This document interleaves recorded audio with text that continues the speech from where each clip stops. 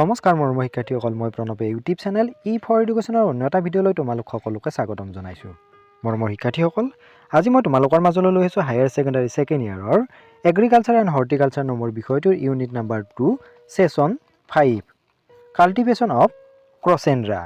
এই চাব ইউনিটটোৰ যিখন অনুশীলন, সেই অনুশীলনৰ প্ৰশ্নৰ উত্তৰসমূহ। তেতিয়াহ'লে আহচোন পলম নকৰি আজিৰ ভিডিঅ'টো আৰম্ভ কৰোঁ। আৰু তাৰ আগতে তোমালোকলৈ এটা অনুৰোধ, এই চেনেলটো যদি ছাবস্ক্ৰাইব কৰা নাই তেতিয়াহ'লে ছাবস্ক্ৰাইব কৰি দিবা আৰু কাষতে থকা বেল আইকনটো প্ৰেছ কৰি দিবা মই দিয়া এনেকুৱা ধৰণৰ শিক্ষামূলক ভিডিঅ'সমূহ নিয়মিতভাৱে পাই থাকিবলৈ। ইয়াৰ উপৰিও তোমালোকে যদি আগৰ ইউনিট কেইটাৰ বা আগৰ চাব ইউনিট কেইটাৰ উত্তৰসমূহ চোৱা নাই, মই ডেছক্ৰিপশ্যনত লিংক দিছোঁ, তাত গৈও চাব পাৰিবা।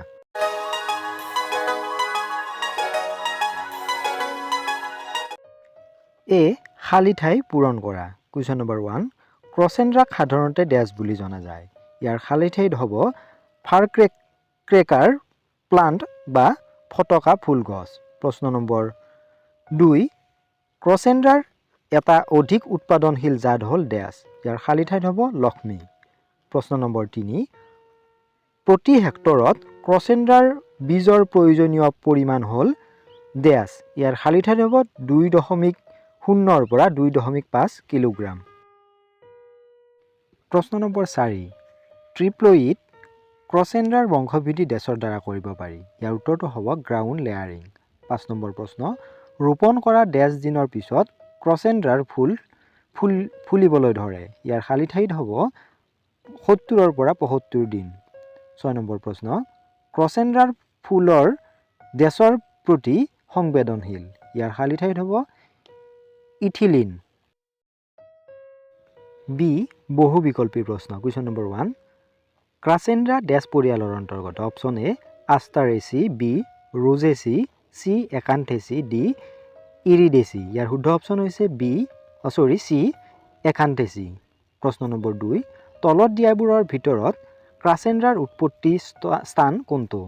Option A Asia, B Europe, C Australia, D Mexico. ইয়াৰ শুদ্ধ অপশ্যন হৈছে এ এছিয়া। প্ৰশ্ন নম্বৰ 3, ক্ৰচেণ্ড্ৰা খেতিৰ বাবে তলৰ কোনটো জলবায়ু উপযোগী? এ নাতিশীতোষ্ণ, বি ক্ৰান্তীয় বা গ্ৰীষ্মমণ্ডলীয়, চি উপক্ৰান্তীয়, ডি ওপৰৰ সকলোবোৰ। ইয়াৰ শুদ্ধ অপশ্যনটো হৈছে বি ক্ৰান্তীয় বা গ্ৰীষ্মমণ্ডলীয়। 4 নম্বৰ প্ৰশ্ন, ক্ৰচেণ্ড্ৰাৰ মোনা ৱালহেড জাতটো কোনটো দেশৰ পৰা ভাৰতলৈ অনা হৈছে? Option A America, B Brazil, C Sweden, D Sri Lanka. ইয়াৰ শুদ্ধ অপশ্যন হৈছে চি ছুইডেন। 5 নম্বৰ প্ৰশ্ন, ক্ৰচেণ্ড্ৰা ডেছ দূৰত্বত ৰোপণ কৰা হয়? Option A 20 × 20 centimetre, B 30 × 30 centimetre, C 50 × 50 centimetre, D 75 × 75 centimetre. ইয়াৰ শুদ্ধ অপশ্যন হৈছে বি 30 × 30 চেণ্টিমিটাৰ।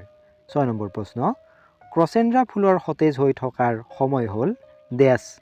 ইয়াৰ অপশ্যন কেইটা হৈছে অপশ্যন এ 2 পৰা 3 দিন, বি 5 পৰা 6 দিন, চি 7 পৰা 8 দিন, ডি 9 পৰা 10 দিন। ইয়াৰ শুদ্ধ অপশ্যন হৈছে এ 2 পৰা 3 দিন।